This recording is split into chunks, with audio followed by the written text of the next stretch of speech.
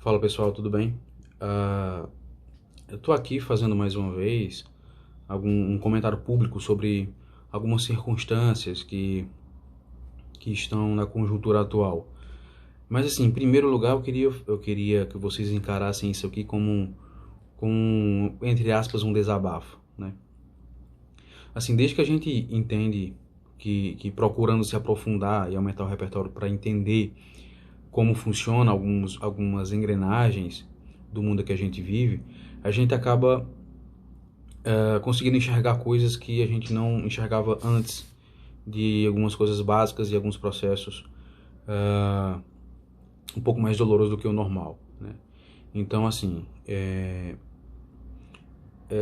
essa questão da eleição dos Estados Unidos está fazendo alguns questionamentos em alguns sujeitos, e eu sou um deles, né? E eu vinha pensando nisso também quando saiu aquele vídeo lá do Porta dos Fundos, sobre quando ele traz uma ideia de que sempre existe um outro lado, né? O outro lado deve ser escutado também. E eu queria que vocês pensassem nisso, que não, né? Não. Obviamente, mas brincando mais uma vez aqui de Virgílio, não, nem sempre existe o outro lado, nem toda discussão deve ser escutada, o outro lado, né? O nazista, ele não tem direito a expressar suas ideias nazistas. O racista igualmente, e assim sucessivamente. Coisas que ficaram marcadamente, amplamente ridicularizadas pelo próprio funcionamento. Não cabe espaço no sentido ético de conviver em sociedade, né? E falando nisso, eu queria falar sobre o que eu enxergo que está nas entranhas do discurso político, principalmente dos debates presidenciais, tanto nos Estados Unidos como aqui no Brasil também, nos últimos anos, que é um olhar sobre o debate político sendo um sintoma dos debates da sociedade, né? O debate entre eu e você, entre as pessoas que estão ao seu redor, e assim sucessivamente. O político, ele precisa debater como ele acha que vai ser compreendido pela população. E quando a gente tem na população sujeitos que debatem sem tanto rigor, sem tanta honestidade, a gente fica um pouco preocupado, né? Porque isso é o alimento perfeito de sujeitos como Bolsonaro, como Trump, né? E todo esse pessoal da extrema-direita que está se levantando aí nos últimos anos. Porque o que é que o extremista de direita precisa fazer? Ele precisa criar extremos. Ele precisa criar extremos para poder os grupos que democraticamente, numa sociedade que exerce sua liberdade, criariam grupos, né? A diversidade representativa cria grupos, que esses grupos vão dar a diversidade que a liberdade faz funcionar, faz existir. Nesse lugar, onde tem grupos diversos, um Bolsonaro não teria espaço. Um Bolsonaro não teria espaço. Então, o que é que esse estilo bolsonarista faz? Ele cria uma divisão, né? O que, por exemplo, andando, pegando na sua mão e andando na mira da demência. 209 milhões de brasileiros andando ali, cada um com sua particularidade, criam grupos, né? Grupos menores. O extremista, ele provoca o aglutinamento desses grupos, dessas diferenças, em dois, porque aí fica mais fácil dele ter espaço. Porque por exclusão, né, por exclusão daquele que não quer, o sujeito se vê empurrado em escolher uma opção, né? Então, não se vota no candidato, se vota no que eu não quero, né? Enfim. E a forma de o extremista fazer isso é justamente isso. Ele precisa simplificar o discurso. E aqui eu quero que você preste muito bem atenção nisso, porque o sujeito, quando ele simplifica o discurso, ele está, obviamente, ampliando os ouvidos que vão falar na mesma linguagem que ele, mas isso aí faz com que ele atraia todo tipo de gente, inclusive os idiotas.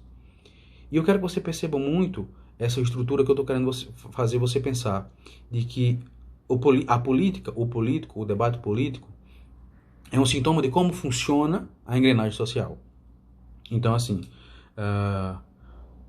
quando o sujeito quer falar de forma simples, existem alguns perigos, né? Um dos perigos é, obviamente, que está no caminho da complexidade das coisas. Não se deve falar de forma simples sobre sobre várias questões, porque elas são complexas demais para esse discurso simplista ser verdadeiro, ser efetivo. Não é de maneira simples que se resolve os problemas de uma sociedade, da desigualdade social, das coisas estruturais como o racismo e da dificuldade. Principalmente, não se resolve de forma simples, não é simples entender o sofrimento humano, as coisas que geram o sofrimento humano. Então, a primeira coisa, quando você fala simples demais, você está querendo,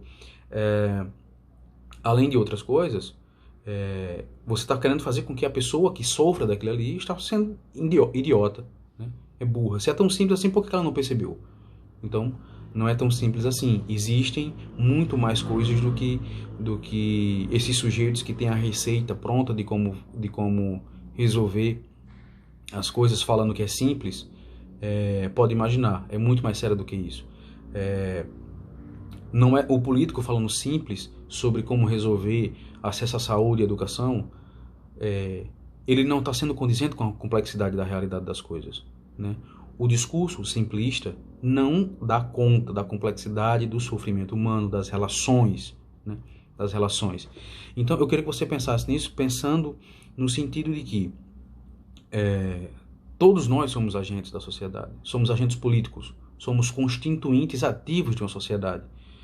Então, não adianta ficar cobrando de um debate político de alto nível, né? Se a gente tem ali, por exemplo, Dilma e Aécio falando uma linguagem que ele via na sociedade. Aquilo ali nada mais foi do que um sintoma da sociedade. E eu falei isso na época para muita gente que me conhece, sabe? Eles estão falando assim porque eles sabem que vão ser compreendidos assim, porque a sociedade funciona assim. Estava funcionando assim e de lá para cá, de ladeira abaixo. Então, desconfie disso, desconfie sempre desses discursos simplistas, porque não é simples. Quem tenta... o outro ponto também, que quando você tenta fazer de forma simples assuntos complexos, é você, além de deixar o sentimento no outro de que eu sou burro, né? Porque assim, se é tão simples assim, então eu devo conseguir fazer, né? Então, o sujeito, além de fazer isso, ele está falando nada mais do que criando um imaginário de que ele é um gênio, porque ele percebeu como resolver todos os problemas da humanidade. Ele é gênio porque ele sabe como o sofrimento humano pode ser simples de resolver. Ele se acha um gênio porque ele sabe como o funcionamento da geopolítica deve funcionar, como os problemas do neoliberalismo podem ser resolvidos, como eles podem ser resolvidos, como o capitalismo pode ser entendido como ele de fato é, como o sistema maléfico que é. Entende? Então, o que eu estou querendo que você pense é que assim, se você perguntar a todo mundo vai querer um mundo melhor, viver numa sociedade melhor. Mas, de fato, o que é que fazem para isso acontecer? Não, isso aqui não é um papo de revista, né? Isso é um papo de realmente... O que é que você faz para isso acontecer? No sentido de que... tem uma frase do Pedro Cardoso, se não me engano, que ele fala algo do tipo que o Instagram, as redes sociais, né? Promove a sensação de que a gente é relevante, né? Então, pensando nisso, claro, Humberto Eco também, enfim, mas pensando nisso, pense de que as pessoas que querem viver uma sociedade melhor, na prática, se vocês chegarem a ver o comportamento, parece duas pessoas diferentes. O comportamento de quem quer um mundo melhor não é tal. Todo mundo grita para viva a diversidade, viva a diferença, vamos viver em diferença, mas na verdade não fazem isso, né? Na verdade, e é o que eu estou falando de grupo, desde o grupo da família, o grupo do WhatsApp da família, ao grupo de amigos, à própria academia, né? A gente precisa falar disso, a gente precisa falar de sujeitos que pregam uma coisa, mas que, se você for ver o círculo dele, não tem ninguém que pensa diferente dele, né? Ele pode fingir que tem alguém diferente, porque fala de forma diferente ao que ele já quer concordar, e ele já quer, e que ele já tem na cabeça dele, e ou ele já sabe, mas não sabe que sabe, ou ele não saberia encaixar as palavras como foi dito pelo aquele amiguinho dele. Então, a maioria desses sujeitos que querem dar uma de bonzinho, na prática não conseguem conviver com pessoas que pensam diferente delas. E aí que eu tô falando que eu tô falando de que eu tô falando dos agentes que servem de alimento para essa estrutura de que se beneficia do discurso simplista, né? O olavismo ele influencia justamente isso. Ele reduz os discursos a xingamento, ao argumento endereçado à pessoa, né? Porque aí é mais fácil de ganhar, né? Então, quando vem, por exemplo, o Bolsonaro, o deputado, ninguém acreditava que ele chegaria na presidência. Não, isso aí é um deputado de nicho, né? Isso aí é um zero à esquerda. E nisso ele estava juntando os seus fraquinhos junto com ele. Ele estava falando às pessoas que falam simples, igual a ele. Mas que o simples, existe uma diferença do simples que vem de uma densidade e um simples que quer reduzir a capacidade, reduzir as possibilidades de debate a uma só, né? Porque um sujeito como o Bolsonaro, ele não ganha espaço em uma discussão de alto nível. É uma sociedade que discute com a capacidade de síntese de um repertório amplo e denso, intelectualmente honesto. Uma sociedade que funciona desse jeito não abre espaço para pessoas como o Bolsonaro. Então, só continuando, então, quando se tem uma sociedade que funciona com um repertório amplo, com a capacidade crítica, né? Por que o Paulo Freire é tão criticado por essa galera, né? Porque o Paulo Freire ensinava e ensina até hoje, através de sua obra, a criticar, né? A criticar tudo e a todos, né? Por que esse olavismo é ali atravessado pelo bolsonarismo, né? E vice-versa, critica tanto isso? Porque eles estão preocupados em criar uma situação normal onde o discurso no sentido de debate, que é sintoma da sociedade. O que eles querem é alimentar a normalização de discursos feitos, de grosso modo, feitos de forma simplista demais, feitos por a falta de responsabilidade com a complexidade de se resolver problemas, certo? Então eu queria que você percebesse esses pontos, porque o ponto falado, os pontos positivos, sempre é falado por todo mundo, né? Mas se tratar de honestidade, é falar sobre as partes negativas, né? E as partes negativas, nesse sentido, estão sendo colhidas aos volumes, aos montantes hoje, né? O que faz, entre outras coisas, né? Isso aqui é o que eu queria juntar nesse caminho de hoje. O que faz o Bolsonaro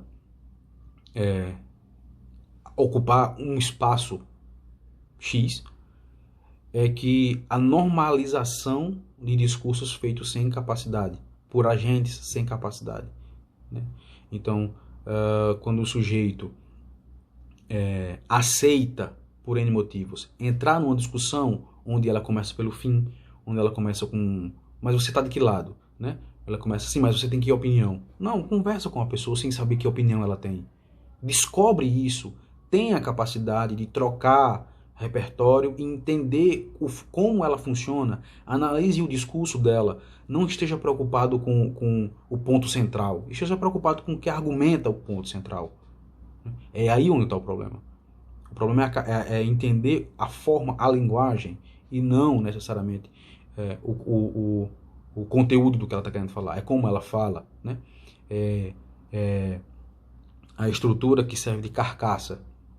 Então, enfim, eu queria que você pensasse nisso, eu queria que você compartilhasse esse vídeo para as pessoas, queria que você compartilhasse e entendesse que embora quem você seja, a quantidade de pessoas que escutam você, não importa a quantidade, importa que você faça ela perceber que não é legal dar espaço para o outro lado, em alguns casos. Não é legal você começar uma discussão pelo fim. Não é legal você aceitar um discurso que não fala nada, né?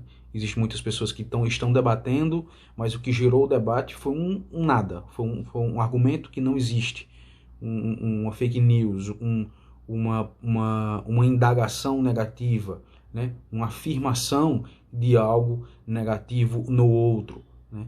Então, perceba que existem essas diferenças de, de, de se debater, né?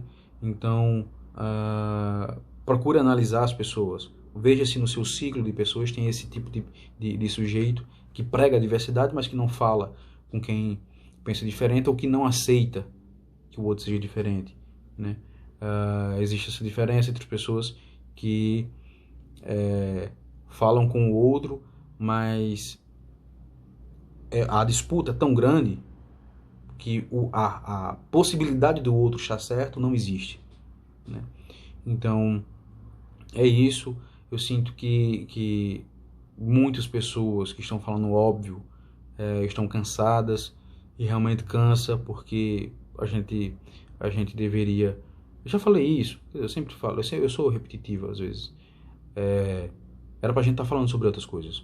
Era pra gente estar falando sobre outras coisas, sobre como de fato as relações podem ser melhoradas a partir da própria relação, sem agentes corporativos, institucionais, né, religiosos, né? A gente deveria estar falando coisas mais avançadas, mas tem esse estigma do retrocesso que está ganhando, que está ganhando espaço, justamente por, por ser validado por discussões simples. Repito, a discussão simples, ela tem o seu espaço, mas não na maneira que se faz por aí.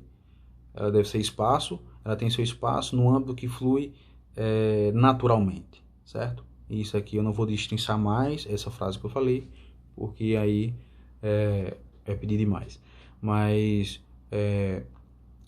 o problema, o maior problema do discurso simplista é que ele não dá conta da complexidade das coisas, da complexidade do sofrimento humano, da complexidade das relações entre os diferentes. Ele não dá conta da complexidade de se gerir um Estado, de fazer as pessoas perceber a necessidade da equidade, a fazer as pessoas entenderem o que é equidade.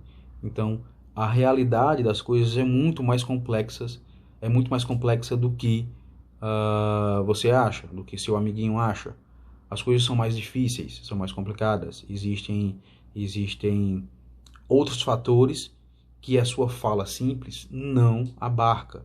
Então, dentre outras coisas, como já falei, é muito mais fácil você, com seu discurso simplista, fazer o outro se sentir pior, porque era tão simples, porque ele não percebeu, e o sentimento, a sensação de inadequação com a realidade dele vai piorar ainda mais, né? E é muito mais fácil você fazer o sujeito negar ou negligenciar ou esconder, né, botar para debaixo dos panos a parte difícil de resolver os problemas, né, com essa fala simples. A fala simples faz com que a maioria dos sujeitos tenha um benefício rápido, porque a parte difícil da resolução do problema vai para debaixo dos panos. E é isso. Tá? Compartilhe esse vídeo. Tenta ser uma pessoa melhor. Tenta fazer o que você prega. Tenta fazer o que você posta. Tenta ser o sujeito que você posta. Não estou falando para viver a felicidade falsa, do Instagram. Mas tenta ser aquilo que você posta. É isso. Um grande abraço e até a próxima.